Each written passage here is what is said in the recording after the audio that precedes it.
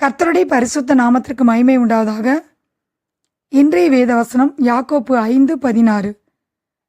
நீங்கள் சொஸ்தமடையும்படிக்கு உங்கள் குற்றங்களை ஒருவருக்கொருவர் அறிக்கையிட்டு ஒருவருக்காக ஒருவர் ஜெபம் பண்ணுங்கள். நீதிமான் செய்யும் ஊக்கமான வேண்டுதல் மிகவும் பலனுள்ளதாய் இருக்கிறது. நாம் தேவனிடத்திலே சுகத்தை பெற்றுக்கொள்ள நம்முடைய இருதயத்திலே கசப்புகள் இல்லாமல் நம்முடைய குற்றங்களை ஒருவருக்கொருவர் அறிக்கையிட்டு ஒருவருக்காக ஒருவர் ஜெபம் பண்ணும்போது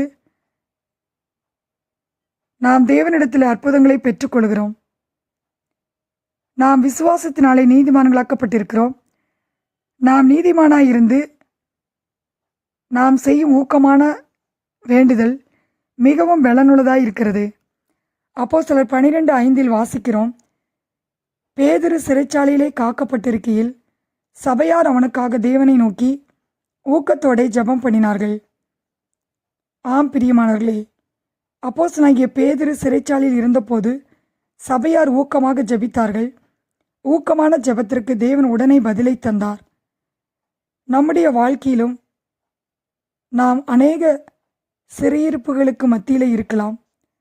நாம் தேவனை நோக்கி ஊக்கத்துடன் ஜெபிக்கும்போது தேவன் நமக்கு விடுதலையை கொடுக்கிறவராயிருக்கிறார். நாம் தேவனிடத்திலே பதிலை பெற்றுக்கொள்ளும் வரை நாம் ஊக்கமாக ஜெபிக்க வேண்டும். நாம் இடைவிடாமல் சோர்ந்து போகாமல் விழித்திருந்து எப்போதும் நாம் ஊக்கமாக ஜெபிக்கும்போது நாம் தேவனிடத்திலே பதிலை பெற்றுக்கொள்கிறோம். யாக்கோப்பு 5:17-18 வாசிக்கிறோம்,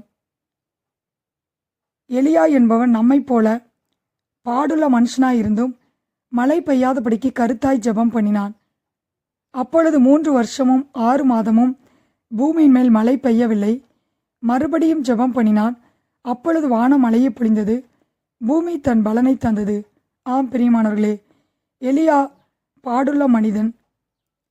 எலியா தேவனை நோக்கி ஊக்கத்துடனே கருத்துடனே ஜெபித்தார்.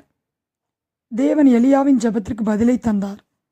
நம்முடைய வாழ்க்கையிலும் நமக்கு பாடுகளும் போராட்டங்களும் அதிகமாக இருந்தாலும் நாம் தேவனிடத்திலே ஊக்கத்துடனே ஜெபிக்க வேண்டும்.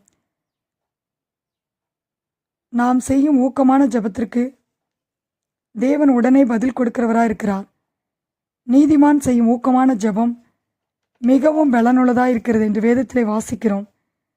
யாக்கோப்பு 5:16 வாசிக்கிறோம், நீங்கள் சொஸ்தமடையும்படிக்கு உங்கள் குற்றங்களை ஒருவருக்கொருவர் அறிக்கையிட்டு ஒருவருக்காக ஒருவர் ஜெபம் பண்ணுங்கள். நீதிமான் செய்யும் ஊக்கமான வேண்டுதல் மிகவும் பலனுள்ளதாய் இருக்கிறது. கர்த்தர் தாமே இந்த வார்த்தையை ஆசீர்வதிப்பாராக. ஆமேன்.